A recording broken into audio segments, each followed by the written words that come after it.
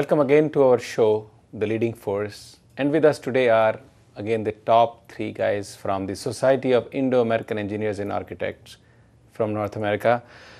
So Nayan, let's discuss on how the society and the members here who at different points in their life face some kind of discrimination or missing opportunities. At least you have a responsibility. How do you provide that additional advantage if there is another business, an electrical guy who can work with the civil guy or can work with the mechanical? Do you have some kind of a solidarity amongst the members so that you provide B2B, business to business opportunities to each other? Sure, yes. We have this all members directory. So each member has their qualification and their background, what they do, and what kind of service they provide. Plus, we have regular newsletters, and unfortunately, I don't have the sample here. In that newsletter, we publish the ad. I'm looking for a HVAC contractor, or I'm looking for a graphic designer, or I'm looking for roofing contractor, or I'm looking for plumbing engineer. So we share this information very, very closely, including the suppliers. Like our past president, Jack Kapoor, who is a distributor for train equipment, HVAC equipment. Anytime we have HVAC work, if there is a parts that we need, it goes to Jack Kapoor. Roofing, business, Mihir Shah, our past presidents. Recently, I was working on a private building, and the architect asked me that I'm looking for an MVP engineer. I referred to Ravi Shinoy, I referred to Harshad Lakhani. And a friend of mine who was looking for work, he's working in a private industry, he's looking for a job. There was an interview he did at DDC. I asked Samir that, look, this person is a PE and he's looking for a job. Samir spoke to the right people, and hopefully the person will find a job. So that's kind of helping. The networking within the group at least is helping. See, like in our committee, right, we have Vikrant Sampath. He is a associate, owner with Superstructures. Now, Superstructures do a lot of designing for SIAEA, DESNY, and all the state projects. Now, he also has to satisfy minority in his... which is good. Right. So now, Vikrant is a friend of mine. So we went to school together and we did college together and all that. So he gives me, before he designs the job, he has to satisfy, he has to do the pre-investigation before he designs the project. So he gives me that work. So he satisfies his goal. Then even he has to design mechanical, so he hires Ravi Shinoy, engineering. Then Nayan does, when I am doing a project and I have to satisfy, as for example, $1 million job, I have to satisfy 19% MBE and 9% WB. So that 19% MBE and 9% WB, I make sure it goes into our group. For our viewers' interest, could you tell what is MBE and what is WBE? This minority business enterprise, and they have this in the state and city jobs, that it has to be satisfied. Like we get a job of $1 million job, we have to sub out $190,000 to minority-owned companies only, and that minority-owned companies are Black, Hispanic, and in-state Indian. Right. So city, they just eliminate us, and we're trying to get that back. That is what Nayan was talking about. And WB is only woman-based enterprise. Okay. So that is basically, not discrimination between man and woman. So they have it. This goal was, before Obama took over, was only 14% and 7. So now it's 19 and 9. That's good. Right? So it went up, and I have a job, I always submit to Nayan. So Nayan is a certified minority company. Then we have Jim Hirani Engineering, then Superstructure. So we try to keep, rotating the money internally. Now, on the job front, as he was telling about, Samir was talking about the lost opportunities. Now, you have your own construction company, even though America stands for equal opportunity employment. So, if you get two candidates and one of them happens to be, let's say, from South Africa or Ethiopia, and on the other hand, you have another candidate who is from India. Will you have a special favor for somebody who's from India because he happens to be a fellow Indian, or you will be at least not advocating or doing what most of the people faced in the 80s and 90s? I have grown up doing the business in America, right? So I used to work for the companies, and I have seen they always favor their own people. It's not necessarily a good practice. But it's not a good practice, that is true. But then again, in our association, we keep it that way that we at least help our own people who, if they are qualified, we give them an opportunity. See, that's Like the the guy key from word. Ethiopia comes, of course we're going to help him. They both fulfill what your needs are, you have to choose one. We'll try to get both of them a job. Very good. That's the way to be. Right. But there is a level of confidence and communication level.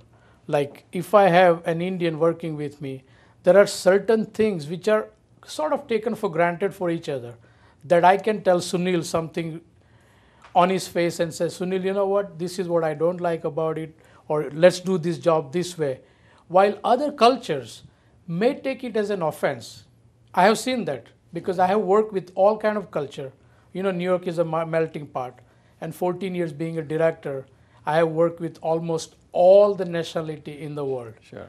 And it's not that you are favoring one race against the other, but I think it's a matter of who do you feel comfortable working with and getting things done together. I think that has a lot more importance than just people have that perception that, you know, Indians will. But in my organization, right, not for nothing, but working internally in the building, like running a project, our guys are good to run. But I have all my workers are all Polish, Italian and Greek. And coming back to you once again, at the national level, we have absolutely phenomenal organization called the Indus Entrepreneurs, the TIE, which is a majority of them are engineers actually. Correct. So as we have been talking about before the session, that society should look at the national level. Now you are the president. What are your goals at the national level? See, what we did, it's a very good question. Last year during Ravi Shenoy's leadership, we did the grassroots meeting at Connecticut. Very successful, we had a lot of attendance, and people really showed response that, look, we want to be part of it. Sure. This year we did the grassroots meeting at Philly, very successful. We found almost new 30 members from that meeting. Our next meeting, I'm working in Washington, D.C. and Boston, Massachusetts. What we're working on right now, modifying our constitution, because that's a technical issue, and we want to make sure that we grow with the good base. So we are working towards the constitution modification, and SIAEA will go on a national level. At least during my presidency, my goal is to open 5 new chapters. Very good. And hopefully Mihir will take over and go with the, because see, it's a lot of work, a lot of time, a lot of energy, but I think it's very, very important. And you yourself as an engineer, and I remember you have also spoken to me that there is a lot more engineers than doctors. They're all looking for a platform, and you have Exactly. a platform. It Yeah. just needs to go reach out to Right. people, and they'll all come into. Yeah, and when especially SIA is you know, all year around, we have lots of activities, and being the secretary, you probably handle most of them. Give us 3-4 things that you do all over, all around the year at the society. Okay, I mean, we don't have a standard format, but on an average, we have following activities. Mostly, we have technical seminars every couple of months. We do at least 3 or 4 technical seminars in a year. We do our annual gala, which is a big event. 800 to 1,000 people come in there, and we have to tell people that we don't have enough seat even. On top of that, we have picnic event, which is a very well received event, of course. And then we have our monthly meetings. That is our executive committee board meeting, where on a monthly basis, we have a grand agenda, you know, on an average about 10 to 12 items. And we discuss progress of each item. For example, a grassroots meeting. Networking cruise. Networking cruise is another one which is a big event every year. So these are the major activities. Do you have any mentoring program whereby, you know, the people who have been here more privileged or have made a success out of it, they can take one-to-one? A new young engineer who has come from India and he reaches out to the society, they say, can I be connected? And Mihir says, okay, I'll take him on, I'll guide him for whatever he wants to do. Absolutely. As a matter of fact, if someone is coming really new from India, we help them even prepare a resume, because sometimes they don't know what resume means. So we start from the baby steps, we call them, and we really guide them through. Then we distribute their resume to variety of employers, potential employers, and we try to get them a job. And Whether you it's in guide a them what is actually the EIT thing, the engineers in training. Yes. Yeah, that is before the professional engineer. Before you give PE, that's part one of PE, Right. EIT. Right. So So you guide them even how to prepare and train for EITs? Absolutely. Because they don't know anything. They just Absolutely. landed here. Absolutely. We tell them how to I take think the interview. one of the very good things I've heard that society keeps on doing year after year for last few years is they have huge scholarships. I think it's about $10,000 or $20,000 worth of annual scholarship that you provide to anybody who is going to college. That's very, very good. So this is for the new generation who's born here, brought up here, and they want to be engineer. Correct. That is the qualifying criteria. Sure. And then is there a committee? That Yes. We have a chooses- scholarship committee which involve Vinod Devgan and Rajiv Bhagat, and And this year I am involved also. Samir is there. What we do is $2,000 scholarship for each student, and the condition is once they finish their engineering, they have to become part of the member. Means they have to become member to begin with in order to achieve the scholarship. Plus, once they become an engineer, they need to bring more and more membership to the I'm sure, society. if and you we know can- they've got, Yes. the committee we have, they come up with one criteria for qualifying for the scholarship, like why you want to become an engineer, what is your goal in future. So, and then they all write, like 30 kids, they write the essay, what they want to do, and then our committee decides which 10 should get a scholarship, whoever. So that's how. I think that is one of the best things that Correct. the society does for the next generation. And then looking at India today, India is really, really growing extraordinarily well. And most of the focus is on the infrastructure, the roads and the building and the real estate and technology. Has society been looking in that direction to work with the government in India or get somewhere their foot into the country and try to build with them? Because there are lots of Indian companies who are coming to America for infrastructure investments or transfer of technologies or the opportunities. And the society and the people like you are blessed to have worked in the West space, and that transfer itself of expertise or guidance or connecting maybe a Tishman spear with a large construction in India. So has society thought of building that bridge also? See, there is a very big international business fair that's coming in New York City, and I'm working with a few folks from Albany who are involved. So there's a lot of companies from South Africa and other nations, they are coming to that. And I'm working with them to get some companies from India to participate and take the opportunities from here and give the opportunities there. Plus, I've been working with very big companies like URS, STV to get them the infrastructure projects in India. And a lot of Indian developers who comes here. Right now, actually, 50 to 60% big design companies from New York City, they're working in India, doing big projects. In fact, one of our members, Suman Sarg, she owns 60 employees company in Washington, D.C. She does all the architecture work for IREO. And her total offices depend on that work in India.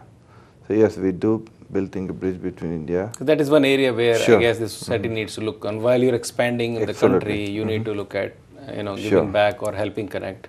Mihir, you are the next president in making, president-elect. Where do you see the legacy going forward in terms of women? Is there a role for women in society? Do you think there will be a time when we'll have a women president in Society of Indo-American Engineers and Architects? We always had one woman as a director in our committee all these years. So right now we have Gargi Shah. She's a civil engineer from MS. No, she's from LD, sorry, LD Engineering. But it will always happen. All these countries have women presidents, right? All these there will be a future woman president in SIAEA. So there is no glass such ceiling there No, that no, society no. will not. No, we don't. I think, I'll take that question a little bit. It's very hard We might find from second generation woman, a girl from a second generation who wants to be part of this. Because right now our committee is 20 people, for example, 19 are men and 1 woman. So I'm looking for a generation, the woman who wants to come for the regular meetings, who wants to spend time. If you find someone, yes, we are open. So tell us, Nayan, what is next for you? Next 2 years are in front of you. Probably this is one of the things you may be looking at. Just give us a one-line view of what is that we should expect from Nayan before we pass on the mantle to Mihir. Opening chapters and increase membership. That's my goal. So it's a one-point program. Yes. Very good. I think it's been a very informative session for our viewers who are on, whether on Time Warner or on Comcast or globally now on YouTube. Thank you very much for your time today. Once again, with us today, in the leading force today, the Society of Indo-American Engineers and Architects, President himself, Mr. Nayan Parikh, who runs a successful business construction company, and Mr. Mihir B.Patel, who is the President-elect and works as a shadow to the President and runs his own company and has been here for almost 3 decades now, 2.5 decades. And we have Samir, who brings in a totally different angle to this, which is from the government side, what works and what doesn't work and how he makes it work by being inside the society. Thank you, gentlemen. We really appreciate coming on our show. To our viewers, once again, thank you for being with us today on The Leading Force, and we look for you again next week. Till then, goodbye.